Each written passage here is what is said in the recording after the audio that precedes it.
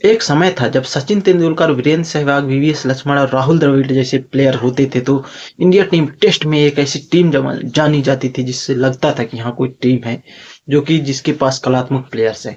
लेकिन अब के प्लेयर्स सिर्फ सीमित ओवर के मैचों के लिए बने हैं लगता है, क्योंकि इंडियन प्लेयर में ऐसा कोई भी कलात्मक या फिर टैलेंट नहीं नजर आता कि वो लंबे फॉर्मेट के लिए खेल सकें। अभी लग रहा था कि हाँ इंग्लैंड दौरे में गिल और कुछ अन्य प्लेयर जैसे यशस्वी जायसवाल जैसे प्लेयर जिन्होंने इंग्लैंड में जाकर के 2-2 से टेस्ट की सीरीज की बराबरी करवाई थी, तो उससे लगा कि हाँ टेस्ट में इंडियन प्लेयर कुछ अच्छे फॉर्म में है। क्योंकि अभी उसके बाद से उसका वनडे सीरीज में हार जाना ऐसा सवाल के घेरे में आ गया कि कुछ सीमित ओवर के फॉर्मेट में भी इंडिया टीम कमजोर नजर आई। लेकिन अब तो ये भी समझ में आ गया है कि अगर आप होम सीरीज में भी नहीं जीत पा रहे हो किसी टीम से तो आप किसी भी फॉर्मेट में किसी लायक नहीं हो।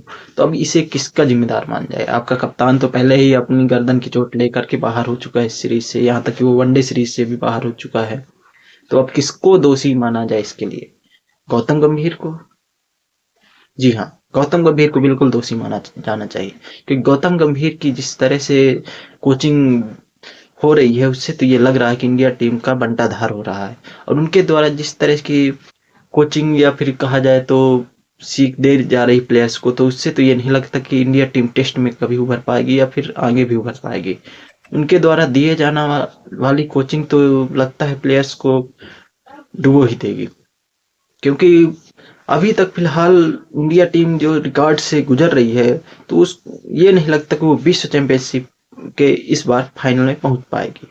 क्योंकि इंडिया टीम फिलहाल पहला मैच तो हार ही गई थी साउथ अफ्रीका से कोलकाता में, और दूसरा मैच भी हार की तरफ बढ़ रही है। अगर हार भी नहीं होती है इंडिया की, ड्रा करा लेती है किसी तरह से, तो वो तो भाई सीरीज तो इंडिया के हाथ से गई, क्योंकि एक मैच तो ऑलरेडी साउथ अफ्रीका जीत चुकी है। तो बात करते हैं कि इस दूसरे टेस्ट में क्या हुआ है जो कि गुवाहाटी में चल रहा है। तो इसमें ऐसा आता है कि पहले दिन साउथ अफ्रीका 246 रन बनाती है 6 विकेट पर, और जिसमें से कोई भी बल्लेबाज एक भी 50 नहीं लगाता है साउथ अफ्रीका की तरफ से।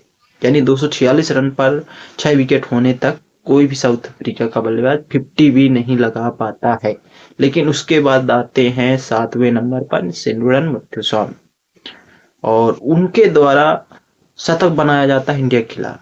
तो इससे आप अंदाजा लगा सकते हैं कि 7वें नंबर पर बल्लेबाज आकर के शतक मारता है। उसके बाद 8वें नंबर चलिए कुछ अच्छा खेलते हैं, उसके बाद 9वें नंबर पर आते हैं मार्को जिनसेन।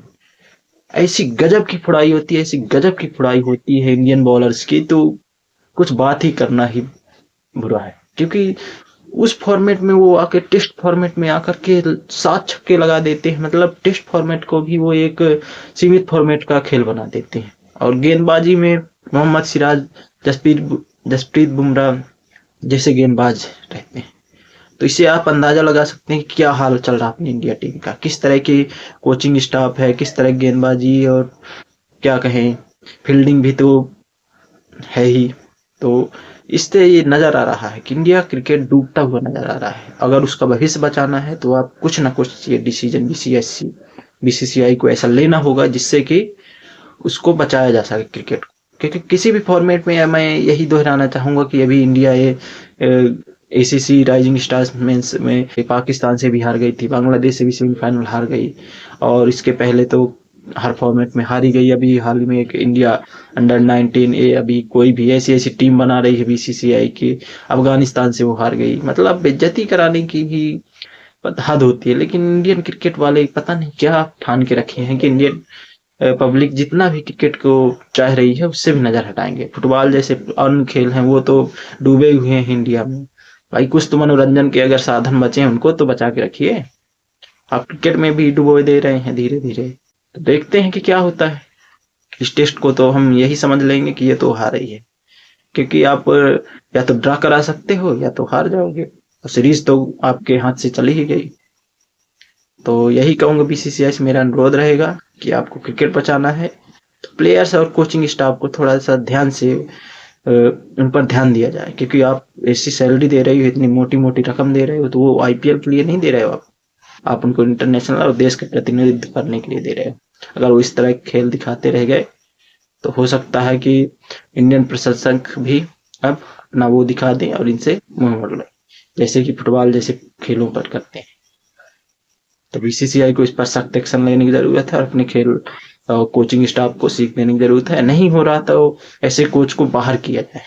रिक्वेस्ट रहेगी, ऐसे कोच को बिल्कुल भी नहीं समय देना चाहिए और इनको बाहर किया जाए, क्योंकि इनसे नहीं हो पा रहा है।